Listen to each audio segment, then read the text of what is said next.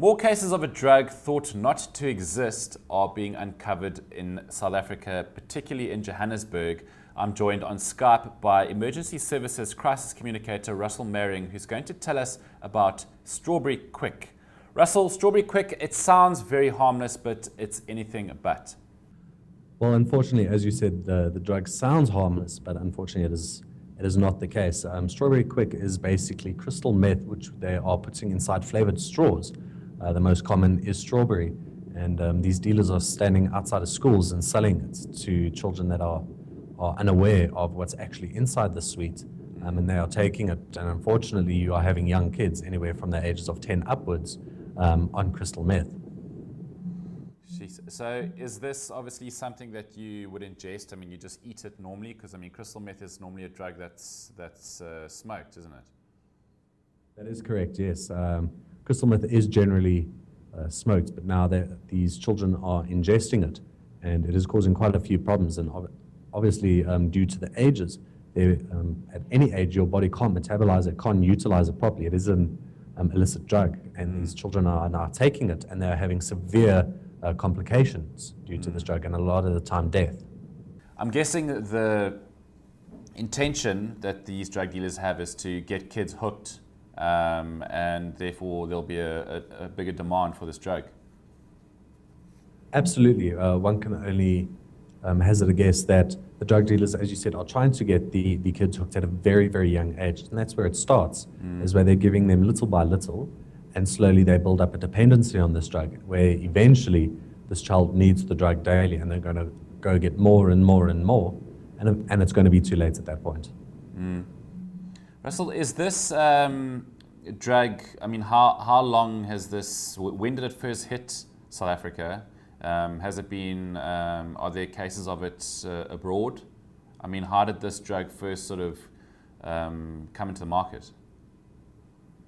The drug, it's hard to pinpoint the exact month, but we do believe that the drug hit roughly around 2007. There were rumors that it didn't necessarily take off there, but it has really picked up now over the past couple of months. And it has really had a massive impact due to how cheap the drug actually is. So, obviously from your end, emergency services, you guys have experience in terms of the effects of this drug. Do you want to just go through some of those? Well, especially what parents will be seeing for children that have ingested this drug is you are going to have some sort of abdominal pain, severe abdominal pain. And once the drug starts getting absorbed into the system, is going to have further effects. So you are going to have heart palpitations, increased heart rate, the severe cases, hallucination, sweating, euphoria, and general hyperactivity with this drug.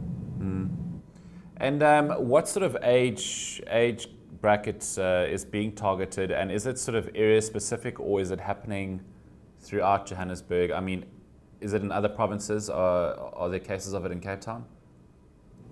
We have heard of some cases throughout South Africa, one or two here. So far the prevalent area is Johannesburg. We are seeing it at your semi-government schools. It is very difficult, especially around your upper market areas where there's heavy policing and heavy security. It is a little difficult to get this drug out there with such a heavy presence of security and police. So your less built up areas, we are finding quite a vast amount of this drug making its rounds. Hopefully this drug doesn't pick up, but we have seen some cases all around South Africa. So obviously you guys are trying to create an awareness around this. What is actually being done? I mean, there have been a couple of exposés on this drug already up to now. What is being done about it to try and crack down on this? Well, as you said, ER24 is trying to notify people out there, notify the parents especially, saying that if your children are going to be purchasing sweets, rather do it from their tuck shop or a reputable store than a gentleman selling these straws on the side of the road.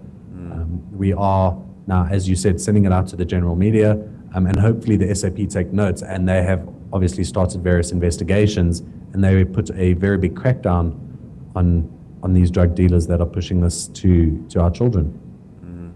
And are these drug dealers operating independently? I mean, do they sort of sell it on the sly as like street vendors? I mean, surely it's quite obvious if you see these guys lurking around outside school gates. Well, I think it's quite common that you get these street vendors that hang around until the school period ends and these children come out. And generally, you'll find your ice cream vendors and cool drinks and things like that. So I don't think it's an uncommon practice of these vendors standing outside. I do think it is a much larger scheme than we actually realize, where these drugs are passed down from your higher ups down to your street vendors that are just told to sell it to the children. And Russell, what sort of price are they asking for these straws? It varies. I think obviously on the amount and the strength of the drug, but there's been rumors that it's going for a couple of rand, which is more than the kids are carrying around quite a few rand. So it could be anything from 5 rand upwards for some of these straws. And are they aware that they are in fact taking a drug and it's not just a sugar straw? I mean, once they develop a sort of dependency on it? A lot of the cases is actually mistaken identity, where the kids are now thinking, fantastic, it is just a sweet, and they are taking it.